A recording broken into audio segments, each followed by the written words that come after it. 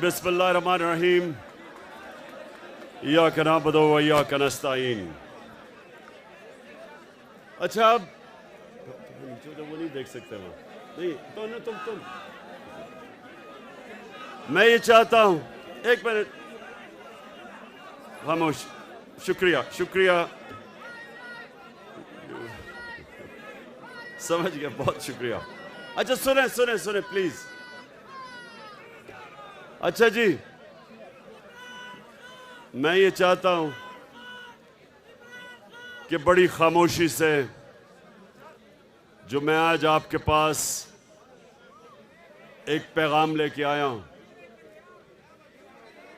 मैं चाहता हूं कि आपने सब ने बड़े मुनज़्ज़म तरीके से खामोशी की तरह आपने मेरी बात सुननी है। थोड़ी खामोशी खामोशी, या पीछे बोले ना कोई। देखें, हर कौम की जिंदगी में एक वक्त आता है जिसको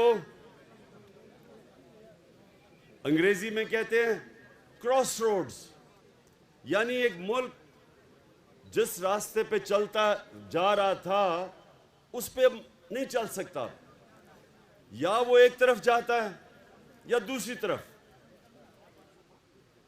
और जब आप नमाज पढ़ते हैं, मेरे नौजवानों ये सुनो गौर से, आप जब नमाज पढ़ते हैं आप सिर्फ अल्लाह से एक चीज मांगते हैं कि अल्लाह उनके रास्ते पे लगा जिनको तूने नेमतें बख्शी, उनके रास्ते पे नहीं जो अपनी तबाही के रास्ते पे चले गए। तुम इधर बैठ, तुम आप भी बैठ जाओ, बैठ जाओ, बैठ जाओ, बैठ जाओ, आ जाओ, आ जाओ, बैठ जाओ। सामने भी वो देख नहीं सकते, इधर आ जाओ, इधर इस पे बैठ जाओ, इधर आ जाओ, पीछे आ जाओ। हाँ उधर, ओहो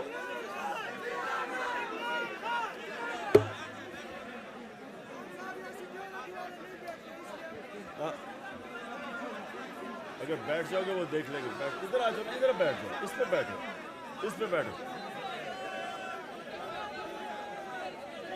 ठीक है, ठीक है। अच्छा पेशावर, आज आपका मुल्क बिल्कुल उधर खड़ा है। दो रास्ते हैं आपके सामने, एक है मुल्क की तबाही का रास्ता। वो लोग जो 30 साल से इस मुल्क को लूट रहे थे, जिनके ऊपर किताबें लिखी हुई हैं चोरी पे, इनके ऊपर डॉक्यूमेंट्री, बीबीसी की डॉक्यूमेंट्री बनी हुई है इनकी चोरी के ऊपर। ये जरदारी खानदान और नवाज शरीफ खानदान, ये 30 साल से चोरी कर रहे हैं। मैं जब 26 साल पहले पॉलिटिक्स में आया तो मैंने अपनी, आपकी जो आज पार्टी है उसका नाम रखा इंसाफ की तहरीक, क्योंकि जब माशरे में इंसाफ होता है तो चोरी खत्म हो जाती है। करप्शन उस माशरे में होती है जिधर इंसाफ नहीं होता, जिधर कानून की हुक्मरानी नहीं होती। तो जब मैं आया था पॉलिटिक्स में, मैं इन दोनों खानदान को जाती तौर पे जानता था। मेरी इनसे कोई जाती लड़ाई नहीं थी, मेरी इनसे सिर्फ एक लड़ाई थी कि ये करप्शन का मतलब होता है मुल्क का पैसा चोरी करना। चोरी होती है जब किसी के घर में चोरी हो, तो ये मुल्क का पैसा चोरी जब करते हैं करप्शन, वो मुल्क को तबाह कर देती है। आज दुनिया में जितने गरीब मुल्क हैं सबका एक ही मसला है, वहां जरदारी और शरीफ नवाज शरीफ टाइप लोग बैठ के मुल्क का पैसा चोरी करके बाहर ले जाते हैं और वो मुल्क तबाह हो जाता है, वो मकरूज हो जाता है। सुने, आज जो लोग पहले जनरल मुशर्रफ ने इनको बचाया, अपनी कुर्सी बचाने के लिए इनको एनआरओ दिया। एनआरओ का मतलब इनकी सारी चोरी माफ कर दी। वो मुशर्रफ कर ही नहीं सकता था, क्योंकि चोरी तो पाकिस्तान की कौम के पैसे की चोरी थी, उसकी जाती चोरी तो थी नहीं। उसने पहले अपने आप को बचाने के लिए उसने इनकी चोरी माफ की। अमेरिकनों ने बीच में पड़े। कॉन्डोलीजा राइस, वो जो सेक्रेटरी ऑफ स्टेट थी, उसने अपनी किताब में लिखा कि मैंने मुशर्रफ को और जरदारी को इकट्ठा किया और मैंने मुशर्रफ से इनको एनआरओ दिलवाया। इन दोनों चोरों को एनआरओ मिला, इनके केसेस माफ हुए, ये वापस आए और 10 साल में इन्होंने, सुने जरा, 10 साल में इन्होंने 4 गुना पाकिस्तान का कर्जा बढ़ाया। 2008 में 60 साल में पाकिस्तान का जो कर्जा था वो 6000 अरब था। ये सुन ले जरा। और नौजवानों में चाहता हूं कि ये आप ज़हनों में डाल लें कि आप किसके लिए लड़ रहे हैं, आप किसके लिए जहाद लड़ रहे हैं, तो आपको पहले समझ आए कि मुल्क से हो क्या रहा है। 6000 अरब से हमारा कर्जा चढ़ के 10 सालों में 30,000 अरब पे गया। 4 गुना पाकिस्तान का कर्जा बढ़ा सिर्फ 10 सालों में। 60 सालों में जितना कर्जा लिया था इस मुल्क ने, इन्होंने अपने 10 साल में 4 गुना पाकिस्तान का कर्जा बढ़ाया। जिसका नतीजा क्या हुआ? जब हम आए 2018 में, तो जितना भी हमने टैक्स का पैसा इकट्ठा किया था, आधा पैसा चला गया इनके लिए हुए कर्जों की किस्तें देने पे। आधा पैसा उधर चला गया।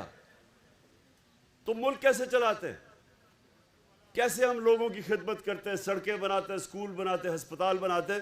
क्योंकि आधा पैसा तो इनके लिए हुए कर्जों पे चला गया, किस्तों पे। अब हमें लोगों ने वोट दी 2018 में इन 2 चोरों के खिलाफ। हम इलेक्शन जीत के आए। ये दोनों बार भाग गए।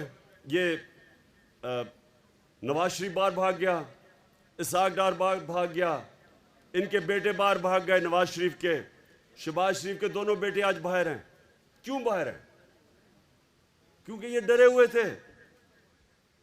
कर्जे इनके ऊपर, इनके दौर के केसेस बने हुए थे चोरी के।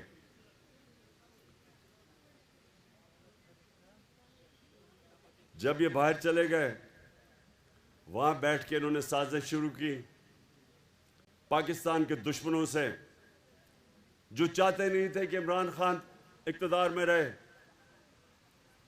क्योंकि इमरान खान एक आज़ाद फॉरेन पॉलिसी बना रहा था। वो किसी के सामने झुकने के लिए तैयार नहीं था। वो किसी को, गैर मुल्क को अपने मुल्क में बेसिस देने के लिए तैयार नहीं था।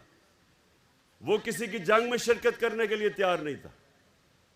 इन्होंने पाकिस्तान के उन लोगों के साथ साजिशें की, बाहर बैठे हुए थे, और आखिर में इन्होंने अंदर जो बैठे गद्दार थे इस मुल्क में, उनके साथ मिलके अमेरिकी साजिश के तहत इन्होंने हमारी गवर्नमेंट गिराई। अभी नहीं सुन लो। अच्छा, अब क्या हुआ है? ये इक़्तिदार में आ गए, 20-25 करोड़ रुपए इन्होंने हमारे लोगों को दिए चोरी के पैसे से, और गवर्नमेंट गिरा दी। अब जब ये अब इक़्तिदार में आए, इन्होंने सबसे पहली बात की कि जी इमरान खान ने महंगाई बहुत की है और हम महंगाई के लिए इसको गिराना चाहते हैं। तो नौजवानों, ये ख़ास तौर पे आपने सुनना है। ये जब इक़्तिदार में आए, ये आज रिकॉर्ड के ऊपर है कि 50 साल में जो सबसे ज़्यादा इस मुल्क में महंगाई हुई वो इन 4 महीनों में हुई। एक चीज़ कहते हैं सेंसिटिव प्राइस इंडेक्स, मतलब ये जो आम आदमी के लिए जो कीमतें जो आम आदमी को सबसे तकलीफ देती है, मसलन आटा है, बिजली है, ये जो चीज़ें जो सबसे ज़्यादा आम आदमी की ज़िंदगी में मुश्किलात पैदा करती है, कहते हैं सेंसिटिव प्राइस इंडेक्स, SPI। ये हमारे ज़माने में थी 16%, आज ये 45% पे पहुंच गई, 3 गुना ज़्यादा। और बिजली की कीमत आप सब जानते हैं, पेट्रोल की कीमत, डीजल सब आप जानते हैं कि हमारी 150 रुपया लीटर थी, इनकी पहुंच गई 250 लीटर और 236। बिजली थी हमारी 16 रुपये यूनिट, इनकी पहुंच गई 36 और टैक्स मिला के 50 रुपये यूनिट, 3 गुना ज़्यादा।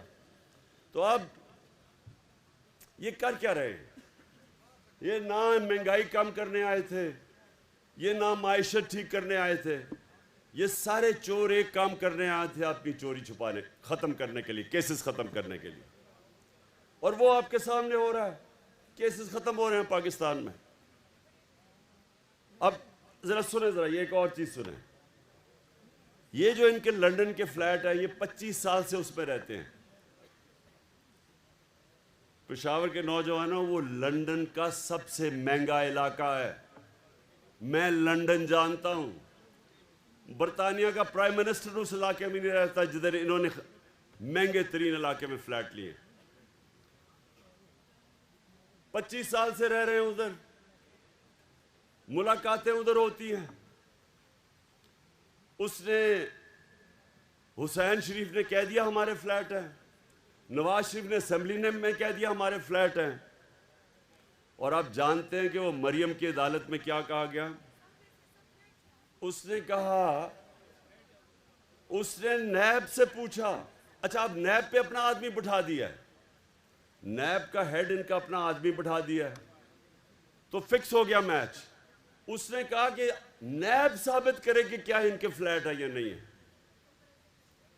यानी ये 25 साल से जिन घरों में रह रहे हैं और तस्लीम करते हैं हमारे हैं, लेकिन वो प्रोसिक्यूटर कहता अब नैब बताए कि इनके हैं या नहीं। ये ऐसा कभी मुल्क में मजाक हुआ है? ये ऐसे है कि एक आदमी वो चोरी कर ले कुछ और उसके घर से बरामद हो जी कोई गाड़ी चोरी करके ले जाए और घर से पकड़ी जाए, और वो किसी और के नाम पे, अपने नाम पे ना रखे, वो गाड़ी कंपनी के नाम पे रख दे। तो जज कहे जी यहाँ तुम्हारे घर में तो बरामद हुई है गाड़ी, लेकिन साबित करो कि ये जो जिसके नाम पे है वो वाकई इन्होंने चोरी करके अपने, यानी वाकई चोरी की। ये ऐसा हुआ, ऐसा मजाक कभी इस मुल्क से नहीं हुआ। सारे केसेस माफ हो रहे हैं। इसहाक डार जब बाहर गया तो वो क्यों बाहर गया? ये जरा क्यों मुल्क से छोड़ के बाहर गया था 2017 में? क्या हुआ? सुने क्या किया इसने? 2012 में इसके असासे थे 60 लाख, 70 लाख, 70 लाख असासे थे इसहाक डार के 2012 में। नैब ने उसे बुलाया 2017 में, उन्होंने कहा ये तुम्हारे अब 90 करोड़ कैसे असासे बन गए? आपने कौन सा काम किया कि आपके 80 लाख से 90 करोड़ पे असासे चढ़े गए? जैसे उसे सवाल पूछा वो जहाज पे चढ़ के मुल्क से बाहर भाग गया। अब वो उसको वापस ले आए हैं, अब नवाज शरीफ वापस आएगा और वो करेंगे क्या कि वो इस मुल्क के अंदर अपना, उन्होंने इलेक्शन कमीशन बैठाया हुआ है जो कि बददियानतदार आदमी है, इनके घर का नौकर है। इसने पहले पूरी धांधली बाई इलेक्शन में की, उसके बावजूद हम जीते पंजाब में। अब इनकी कोशिश ये है कि ये यहाँ ऊपर बैठे, तहरीक इंसाफ के खिलाफ केसेस करें, इमरान खान को किसी तरह डिस्क्वालीफाई करें या किसी तरह उसको जेल में डालें। केसेस को तो 24 FIR काट दिए इन्होंने मेरे ऊपर। वो कोई फर्क नहीं पड़ता, लेकिन एक और ना हो ना, बस बस बस ना ना बस अभी नहीं, अभी मैंने आपसे सवाल पूछ रहे हैं, आपकी कोई भी आपके सवाल हो। अच्छा सुन ले जरा, पहले मैं यहाँ पर आपको कहने की क्या कोशिश कर रहा हूं, ये जो अब वक्त है ये सियासत का वक्त अब नहीं है, ये अपनी मुल्क की हकीकी आजादी की जिहाद का वक्त है। ये जो अब मैं आपकी तैयारी करवा रहा हूं, ये जो आपकी तैयारी है, ये अपने मुल्क के मुस्तकबिल को बचाने की तैयारी है। ये आप अपने बच्चों की जंग लड़ रहे हैं उनके मुस्तकबिल के लिए। मैं आखिर में जब आपके सवाल हो जाएंगे उसके बाद मैं आपसे एक हल्फ लूंगा जाने से पहले। सब ने आपने मेरे साथ हल्फ लेना है जब मैं खत्म करूंगा।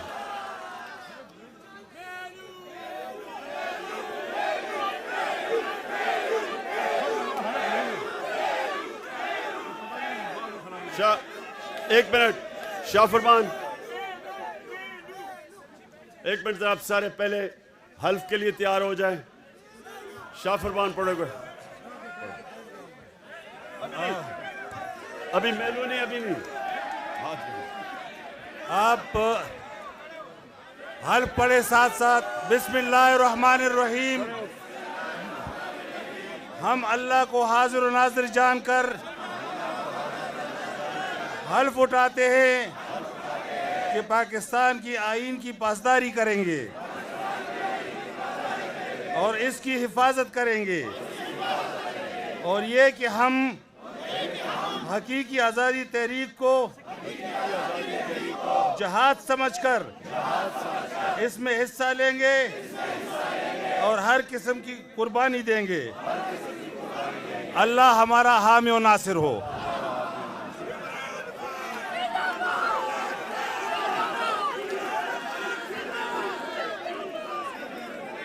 अच्छा जी, खामोशी। 5 सवाल लूंगा मैं, 5। खामोशी ताकि सवाल आ जाएं आपके। अच्छा सुने, एक मिनट लगे पीछे सुने। इंशाअल्लाह आज से आपकी तैयारी होगी